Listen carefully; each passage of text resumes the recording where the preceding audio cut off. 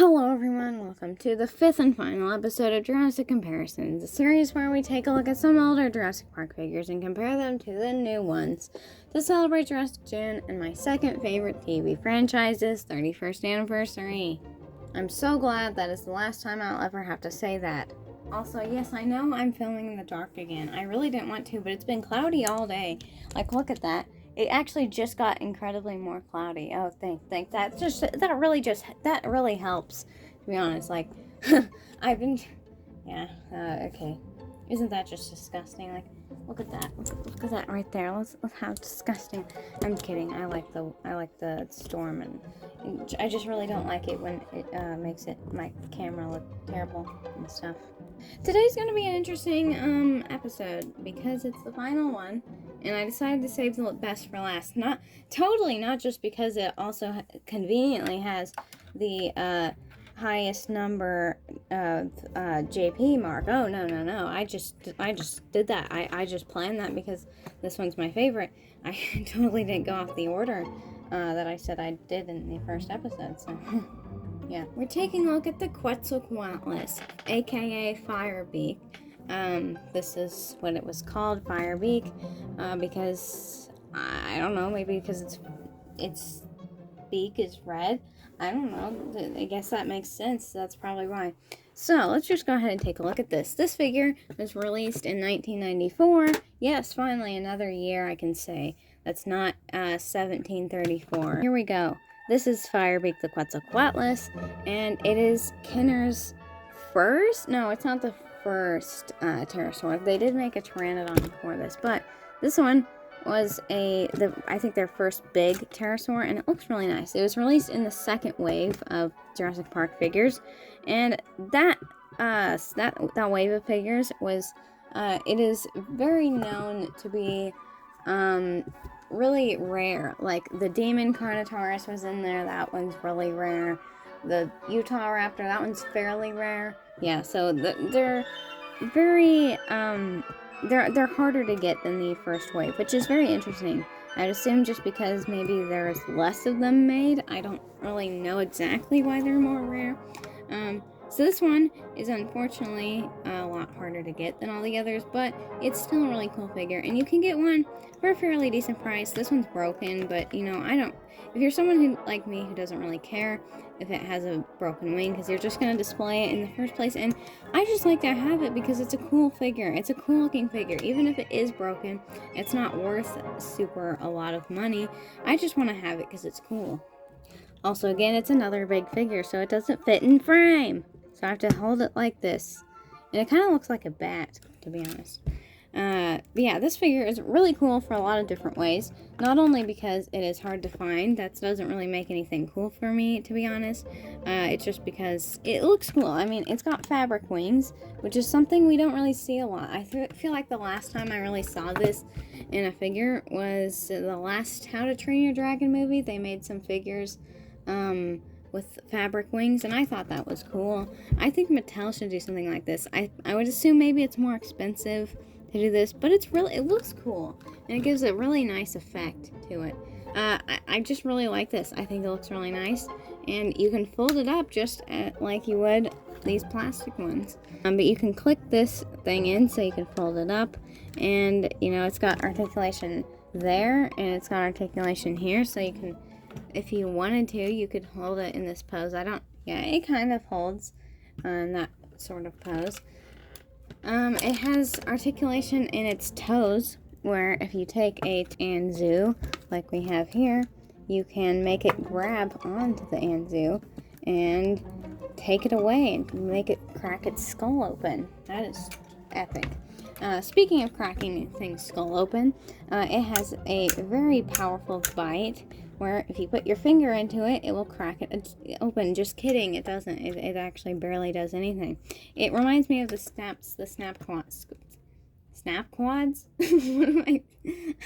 It's giving me Hamburg Collection. The Hamburg Collection and the snap quads. Yeah. Man, this is so fun. I love making videos. It reminds me of the Snap Squads. It's really fun. although I have to be more careful with it because like that spring in there could like give it up any day and it could just be not work anymore, so I try to be careful with it. But it's so fun, like I'm a giant carnivorous duck. Give me stuff to break. It's just so epic. And it has neck articulation too. You know, it doesn't really serve a purpose, but you know, it's there. The coloration on this figure is very interesting as well. And also, this detail, something I like about this figure is just, it really looks like how I would think. This is what I think of a vintage 90s dinosaur, pterosaur figure. Like, it has that look, a very nice vintage Kenner look. And it looks nice. I really do like it. It's not super overly detailed like they do nowadays, which is still good. But I think these just really had a style to them, and I just think that's really cool. Just something different. And that's something I love about the Chaos Effect line. That's something that they do. They have their own style to them. This one actually reminds me of Chaos Effect. So, honestly, I think this would be a really cool figure to repaint to look like a Chaos Effect figure. I wish they did. That'd be really cool. So, yeah, I definitely guarantee if I ever get another one to replace this one, since this one's broken, I will 100% paint this to look like something from the Chaos Effect. Like, that would look so cool, to be honest. Okay, we're back to the video. I got interrupted by a great horned owl outside. I wasn't sure what it was. I heard some screeching outside, and it sounded like some sort of bird of prey, so I went to go investigate it. It was so close, like it was literally right across my road. I'll put a little clip because they're still out there screeching. But that's pretty cool. I've actually never heard a great horned owl before. Sounds like there's several of them out there, so that's pretty epic. But yeah, we're talking about Quetzalcoatluses now. So yeah, this one just looks really epic. It's got some funny action features that you can just flap its wings like every other pterosaur figure out there. And it's fun. It's a fun little figure. But now it's time to compare it to some newer Quetzalcoatlus. Now, there has only been 2 large Quetzalcoatlus figures released by Mattel and really released by any Jurassic World licensed company since Kenner. So, it's a little unfortunate. They are pretty cool. It's a pretty cool species. One of my favorites. And they only have a few figures. Now, this one's personally, I think, my favorite. This is the, it's the Mega Dual Attack, Dino Rivals figure. I haven't said that in years. Man, Mega Dual Attack. That was a forgotten series. This Quetzalcoatlus, that was pretty cool when it first came out. And I never saw this one in stores, so it was pretty cool that I got it. It has, you know, the flappy wings. Flap, flap, flap. And it does a chomp, chomp, snapping beak thing. Like, isn't that just cool? It's a little, I think it's like a little, like, something is jamming it in there. It's like not as springy as it used to be. It used to spring back really easy, but it takes a while. This thing, man, oh, I can hear the owls. They're back again. Yeah, so it gets paint rubbed on it like crazy. Like, there's so much paint scratches, just paint from other things rubbing up against it. So it just like gets so much scratches all over. Like, look at that. That's not just paint. I'm gonna see if I can wipe it off or something, because it's really annoying. Because I really like how the orange this beak is. It's really cool looking because it doesn't have any paint. This is just the plastic, and it looks really nice. I really like it. Now, this figure has some wonderful paint job. I really like its colors. It's so colorful and fun, and it's got a funny little crest on the top. Now, this one, however, has one of the worst eyes I've ever seen on a Mattel figure. I mean, Mattel is notoriously bad at painting the eyes. Like, they are always off, but man, this one's not even close. I don't think it's any better on the other side. It's a little bit better, but still not very good. And also, it's just a little ring on top of the blue on there. It's a pretty cool color. It's just they didn't put any work into the eyes, and I think that is something that they have improved upon since this. So yeah, that goes through the, this one also. Look, it actually has a scan code on its wing. Remember when they had those? They don't have those anymore. They have them shoved in their back. This figure, this is the Dominion one. So this one was released when Dominion came out. And it's a little bit different. It does actually, you know, which one do I like better? I like this one's coloration better, but this one is still really cool. I like this one's sculpt, and it's much more accurate. This figure right here is very similar. It's got similar action features. This one could go as a Mega Dual Attack if they still had that name.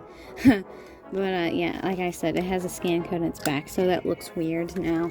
We hate that. Everyone hates that, but I'm being silly. Yeah, so it's got articulated legs and everything. That one does, too.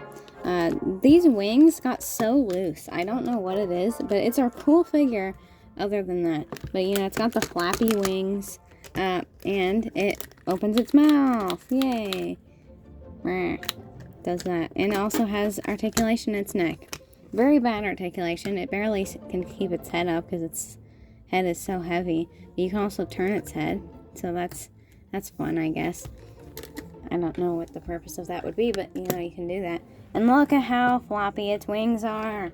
Yay. Okay, so this figure is older. Oh yeah, and look at this. These little flaps in between its legs are painted. They actually did something there. Honestly, that's really amazing for Mattel. Like, I didn't think they would paint those, but they did.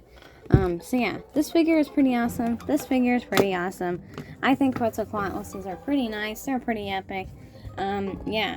Unfortunately, like I said, this figure is not as easy to get as some of the other ones we have gone over in this series. But, you know, you can find them occasionally for a decent price. But that, I think, will conclude this episode and this series. So, if you like this series, good for you. Well, we're probably not doing it ever again. Unless I get some more Jurassic Park figures that are different next year. So, yeah, this has just been a little fun series I thought I would do. And I will finally review the Chianzausaurus, I guess. The BOTM Chianzausaurus review coming soon. Finally do that. Okay. Bye.